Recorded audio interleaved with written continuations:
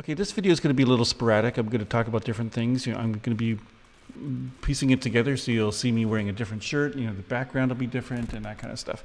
So I want to talk about immigration. I want to talk about driving. I want to talk about bugs, internet, that kind of stuff. Because I've been here for 3 months solid, and I've picked up a lot of stuff. I'll see something new or hear something new almost every single day, and I made some notes. So here's a newbie's experience in Costa Rica full-time for 3 months. So in the 3 months that I've been here, I've had 4 or 5 birds crash into my windows. And here's a small clip of Mario, who rescued one of them that crashed and let him go.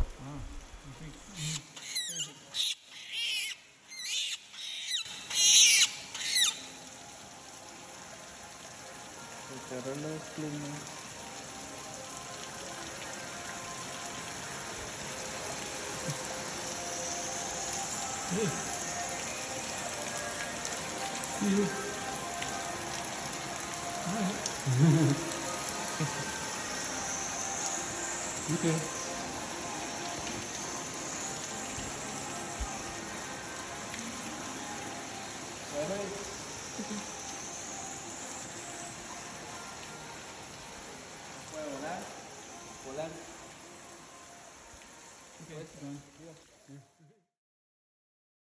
Okay, let me say a few things about bugs, because I've seen my share of 3 months in the jungle here. There's bugs everywhere, but there's life everywhere. Like, this is definitely epicenter of life. This place, it's if you know where to look, this is definitely jungle area, and you'll find shrimp in the river, you'll find bugs underneath plants, you'll find all kinds of great stuff. The amount of birds, plants, and insects in this area is just phenomenal. It's just incredible. And I'm reminded by somebody who posed a question saying, what would happen if every person, like every human being on the earth, jumped up at the same time? Would it cause an earthquake, or would anybody notice? Would it make a sound? And somebody who's knows a little more about science than this person said no. If every person jumped up, no. But if every insect jumped up and landed at the exact same time, then maybe, because apparently the biomass of every insect, of all the insects on the world, is something like 300 times more than that of the humans in this world. That's how many insects there are. They're small, but they're mighty. There's a lot of them. In my 3 months here, I've seen scorpions, big and small. I've seen worms that kind of curl up when you touch them. I've seen those little funny stick bugs that look like branches of trees. I've seen frogs. I've seen toads, turtles. I've seen one turtle. Actually, you know what? I don't know the difference between frogs and toads, but they hop around and they make sounds. So I've seen shrimp in the river. I've seen horses that are wild. I've seen horses that are, captive, I guess. I've also seen cows. I've seen free-range cows, and I've also seen escaped cows. I've seen cows on the road while driving to Santa Cruz. There's this big cow that was on the road once, just standing there, and I was just driving by thinking, please don't move.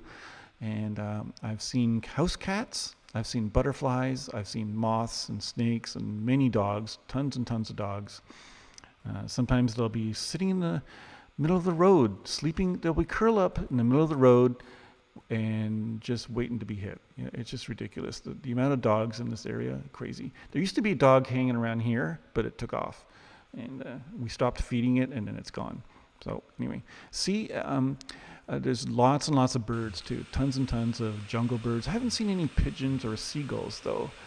I've mostly seen jungle birds, I guess. I haven't seen parrots though, like the colorful parrots. I've seen green bungees and that kind of thing. But look at episode 14 on my YouTube channel for a collection of drone videos and all the bird sounds that I've collected. Lots of cool birds. One more thing about insects is that my builder says forget about ants. You can't do anything about ants. They're everywhere. And that's one thing you can't prevent, get them getting in your house. They're just too small and too many of them. I had an ant line going past this house once, and for some reason some of them came in, and I vacuumed up about 1,000 of them, and then they were gone. So they come and go. So what can you do? and they run everywhere, and they're smart. They are very smart. I've seen some of them gather together and steal dog food out of a dog bowl. One thing I learned is that if you kill a bug in the house, don't just leave it on the ground or sweep it in the corner. You should kind of toss it out, because ants will find it and they will gather together and start dragging it away. They'll call all their buddies. You'll have a big line of ants, and it might only last an hour or two, but they're going to have ants in your house if you have dead bodies and dead bugs laying around. So what I do is I take all my garbage outside now, especially if it's touched food. Also anything like sugar and pop and maple syrup and beer cans, all that stuff, it all attracts ants. So I take all that stuff outside. And I think as I record this video, there's an ant crawling on my glasses, I can see. So what can you do? There's ants everywhere. I got a couple things to say about driving in the country here. I hope this doesn't sound like a rant, but I'll just say that it's a challenge. It's a big challenge. There's lots of obstacles, okay? And they're not just things on the road that you have to dodge. One of the obstacles is that a lot of the roads around here are 2 lanes, like 1 lane in each direction. So there's very few passing opportunities sometimes, and you have to pass sometimes. You really do, because some people are going super duper slow and some people are riding really slow motorcycles, and I get passed too. I'm a fairly fast driver, and I get passed too by people who just like speed like crazy, and they cross over the double line and that kind of thing. There are speed bumps in the small towns, usually at the one at the beginning, one at the end as you leave, so to slow down during the town. So that's okay, no problem.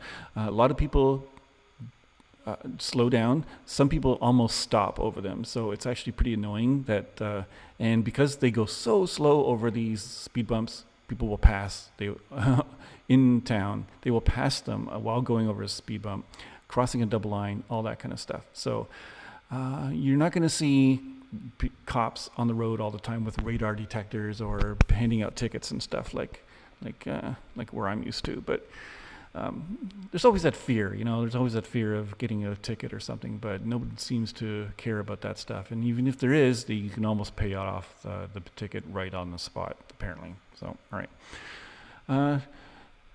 Some people drive kind of weird. They will pick up passengers along the way, and they will not go to the shoulder. They will stop in the middle of the road and pick up and drop off passengers, making everyone behind them stop. So that's kind of annoying. All right. Another obstacles are potholes. Paved roads are quite excellent, but they do have potholes. Okay, and they're usually on a very flat spot or at the crest of a hill. Will surprise you sometimes. There are potholes. Let's see. Speed bumps. Oh yeah. There's a Costa Rican term for speed bumps. They're called martos. I think it stands for dead body. So yeah. All right. Okay. Gas is kind of expensive right now. I was driving a Mitsubishi Montero. I don't know how many liters it takes, but it was $140 to fill up the tank at the point where I am right now. And what else about driving? Just dirt roads are kind of a pain. You're going to see dirt roads. You really need a 4x4 here. There's no way, I really doubt you can, unless you're in San Jose or somewhere like that, or I really doubt you can live your life here without hitting dirt roads. You're going to want to explore the country, and you're going to hit dirt roads. You're going to have to go through rivers too. And you're going to need a 4x4, and you're going to need something with a high clearance. So you're going to have to go through rivers and that kind of stuff. And rickety bridges and bridges without guardrails on them, and one-lane bridges. There's lots of one-lane bridges around for some reason. I don't know why. Why not just make the bridge a little wider and that kind of thing? But no, everybody has to slow down and do these one-lane bridges. And there's a rule for who passes, like who has the right of way. I don't know the rule. I really need to learn whose turn it is to go through a one-lane bridge. But anyway, driving, it's a challenge. Aggressive people, passive-aggressive people. You got to mix everything around here. So, there you go. Okay, let's talk about immigration for a little bit. I'm a Canadian. I'm going to move to Costa Rica at some point, full-time. maybe 5 years from now, I don't know yet. I'm going to try for the investor visa. It's currently not in a law, but they're working on it, and apparently it's going to be real soon. I'm trying for the investor visa because I've built a house here. My house is over a certain amount in value, and it's supposed to give me a shipping container of household goods tax-free and 2 cars tax-free, which is a big deal because they charge like 50 to 70% import tax on cars. So I think that's great. If I can bring 2 cars in, that'd be so nice. And I think I read somewhere that you can't sell them for 10 years, but that might be okay too. So I'm going to go through the process of what I did. I think I started the process around maybe November of 2021. So first thing I did was I went to Burlington, Ontario, and I got fingerprinted. There's a place in a mall that gets you fingerprinted, and what they do is they send your fingerprints to the RCMP for a background check. So that cost, I think, $80, and within a week or so, I had my RCMP background check in the mail, and I was clear. So yay, good. Second thing I did was I went to Service Ontario, I think probably the website, and I ordered a long form birth certificate. And you need a long form one, which has history of your parents and your weight at birth and all that stuff. You can't use the little card, you can't use a birth certificate, you can't use baptism stuff, nothing like that. You have to get the long form one, okay? So then what I did was I used a company in Ottawa. It's called iDocs Canada, and I think for roughly $300 or so, what they did was they did all the running around to get those 2 things that I ordered certified or authenticated or legalized or whatever and ready. So what they did is they submitted it to certain offices in Ottawa, and the process for that was 7 weeks. It was originally something like 4 or 5 weeks, but it really took 7 weeks. And I think the whole thing cost about $160 total. Then, there's a $100 fee to to send the paperwork after it was finished by DHL to my immigration lawyer in Escazú, Costa Rica. So I hired this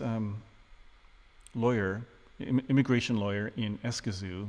I forgot his name. It's Andre Gomez, I think. And he's got a team of people that do all this stuff. And so I had to get 3 things to him. First thing was really easy. I had to go to the police station in Liberia and get fingerprinted again. So no big deal. It took 15 minutes. And he just asked me a couple questions. I had to bring my passport with me and that kind of thing. That was pretty easy.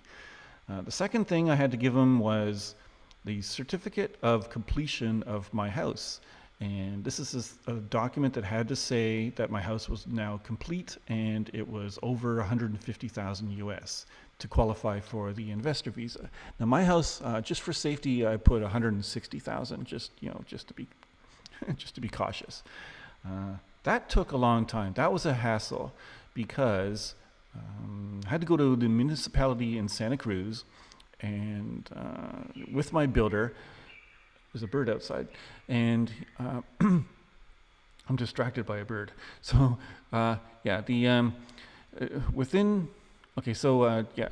supply all the paperwork of the house, blueprints, all that stuff to the municipality, and they return a piece of paper that we're supposed to take and give to some other department in the municipality, and in 10 days we're supposed to get our certificate. That's the plan, all right? Don't think it cost anything, but I was hit with a construction tax of about $2,000 US, which kind of sucked. And funny thing is that the person who was supposed to take the paperwork, it's supposed to take 10 days to do, decided he didn't want to do it anymore. And it took us like 20 days to figure that out.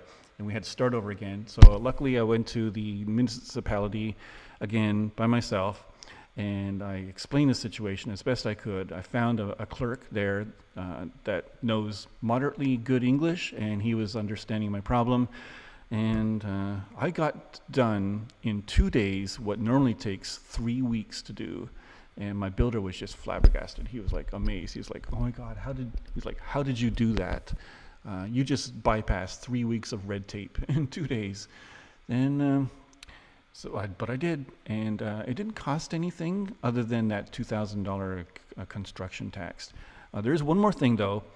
Because my house is extra big, I have to pay a luxury tax. And I don't know how much that is, but I know that I have to hire an accountant now for $100 to file a luxury tax. And once I get all that done, those 3 things, fingerprints, stuff from Ottawa, and certification of the house, that all goes to the immigration lawyer. Got all that done. I got all that done about a week or 2 ago, and I met with my immigration lawyer, or at least one of his clerks, in Liberia at the immigration office. It's just some stupid little strip mall, a little bit south of Liberia downtown. And he presented all that stuff for me. I didn't have to show up. He did all the waiting in line for me. And now I have, now that my paperwork has been filed, the government has 90 days to respond with either a yes or a no, or something. And I get a 90-day visa. So, and also because I have an appointment, apparently I'm allowed to stay beyond my 90-day tourist visa. So I can apparently stay as long as I want. I'm currently about 2 weeks over my 90-day tourist visa, but I guess that's okay, because I have an appointment. So anyway, that's the process. Now, I understand that I get a visa that lasts about 2 years, and then if I renew that again for another 2 years, and then if I renew it again, I can renew it for 5 years. I think that's the plan. I don't know what kind of visa I have at the moment, or will get at the moment, but I'm trying for the investor visa, which again, I said is not yet law, but it should be. And that's my immigration story. I think it's pretty smooth. It cost, the immigration lawyer was roughly $2,200, I think, about that. Because I remember paying $1,100 up front, and then I paid $1,000 later. So it must have been, $2,100, I think. That's about right. $2,100 US. And I think they did a good job. They did a lot of running around for me. They knew fairly good English, and well, we'll see. As long as I get my investor visa, I guess they paid for themselves. That's what I want. Okay, let me start again. Let me say something briefly about internet and power. Where I am, there's only one internet provider. It's called WiMAX. It's wireless. It's a wireless thing. They have wireless transmitters around, and it's the only choice where I am. And because it's the only choice, they're not very good. They don't come when you need help. They don't really, I've been waiting. I think I waited 2 months for them to come to my place and do an inspection to get myself connected. Luckily, I've been using internet by connecting from a neighbor who gave me their Wi-Fi password, so thank you very much. I've been using a repeater to connect to their house, and then I've had wired, I've brought that internet into the house using a wire, and then I've had my own wireless Wi-Fi here. So luckily, I'm okay for a little bit. But when they come back from Canada or back here, I'm going to have to find something else. I did sign up for Starlink, but Starlink is not available in Costa Rica until sometime 2023. All right. There's Claro, which is it's a satellite company that does TV and internet, but I'm just like I'm about 1 or 2 miles out of their range. I was thinking of having a receiver or a transmitter, but I don't know. I think that my current solution is good enough for now. Now regarding power shortages have been kind of sporadic for the last 2 months. Because this is the rainy season, we've had power outages fairly often, maybe 2 a week, and sometimes they last like 20 seconds, and sometimes they last an hour or 2. I had one that lasted all day long, and it was huge because it affected not just my development, but like 10 miles away as well. So that was a big one, major one. The companies have been moderately good. They come by and trim trees and that kind of stuff. The wires are not insulated, so what they do is they trim trees so that monkeys can't get onto the wires and that kind of thing. So monkeys will get executed if they touch the wires for sure. So the power companies trim the trees around the power wires, so that's good. But still, with sporadic internet and sporadic power outages, this is not quite the area of the world to get a computer job. At least at least where I am. Maybe in the big cities you're probably fine, but where I am, I need reliable internet and reliable power. And because I had not had either of those, and because I've been going to immigration meetings and going to the hardware store to get supplies for my guys and being unreachable and that kind of thing, I kind of lost my job while I was here. I had a job at the bank for Capital One, and I was missed too many meetings, or I was unreachable, and I couldn't get anything done due to crappy internet or slow internet. And it's a very secure kind of a job where the laptop they give you, it has to be on a secure network. Like you can't go into a McDonald's and use their Wi-Fi or anything like that. It has to be secure. So I got canned. It's the price I had to pay to come here. So, but I make iPhone apps for a living. It's a great career. It's a good source of income. I think I'll be okay. I'll pick up something else pretty soon, I'm sure. If you got talent and you got drive and you have a little curiosity and you got the machine and the equipment, you'll do okay. But this seems like a great place for computer jobs, especially if you have a computer job where you have to get something done and you don't have a timed meeting or that kind of thing. You get paid by the hour. No, if you get paid by the performance, you'll probably be okay here. But if you're paid by the hour and you have meetings and that kind of thing, reliability is an issue in this area where I am anyway. I think in Tamarindo, Santa Cruz, Liberia, San Jose, all those towns over there, maybe Jaco, you're probably fine. But I'm in the middle of nowhere, and only one internet provider. I think when I get Starlink, it might be okay. I've got solar panels as a backup, and I'm going to maybe buy a gas generator. So I think Starlink might be the answer. So I got to wait for that though. Okay, episode number 15 is getting a bit long. I need to wrap this up. Let me just give you a quick little story about possibly the worst thing that's happened while I've been here. That would have to be the time that I got poison oak on me, or poison ivy, or some kind of poison from a plant or something like that. It started on my arms, and it went to my leg, and it lasted 2 or 3 weeks, and it was really nasty. It was kind of pussy. It was scabby and itchy and really distracting. So I ended up going to a pharmacist. They asked me, how long have you had it? I said 3 days. So they gave me 6 pills, and I took 2 a day. And I don't know if that helped much. It was probably just a placebo effect. But I also got some Benadryl cream. And one of my worker guys said that his daughter has this sometimes, and she gets a cream from a veterinarian, and like this stuff here. It's only available at veterinarians. I don't know why, but I got some of that, and I put it all over my arms, and it went away after about 2 weeks. Could have been gone by itself, but could have been due to the cream. I don't know, but anyway, it was pretty nasty. So I think I got it while getting this stupid haircut.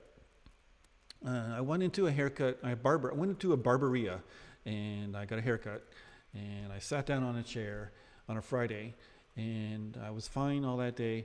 But on a Saturday morning, I had all this rash all over my arms, and I'm thinking it's possibly from the guy who sat in that chair before me. Probably got oil on his skin from some kind of a plant, transferred to the chair, and then the chair transferred onto me. That's how I guess I got it. It's pretty nasty though. Doesn't seem to be transmittable, but it's gone. So that's my last story. For future videos, I'm not sure what to do. I'm going to be heading back to Canada a little bit. I'm going to pick out what to get for this floor. Right now it's concrete. What I'm thinking of doing is doing Flexstone. If you go to flexstone.ca, they have a product that's sort of like a rubbery texture kind of thing. I think they use it in children's playgrounds, so if kids fall, they don't get hurt so bad. And then you could sprinkle on your own little color effects and that kind of thing. So I'm probably going to get that and probably do it for the deck up above as well. I'll probably do it for the deck first, and then if I like it, I'll probably get it down here too. So that's the plan. And I got to get the bathroom done for the basement. I got to get a bathtub. I got to pick one out. I got to get the bathroom installed. I got to do bedroom number 2. I got to get a bunch of furniture, hook up an entertainment system, all kinds of things. So I might even put some of this on Airbnb. I don't know yet. But anyway, this has been a lot of fun making these videos. I'm going to make some more when I can, but only if I have any decent content. Thanks a lot.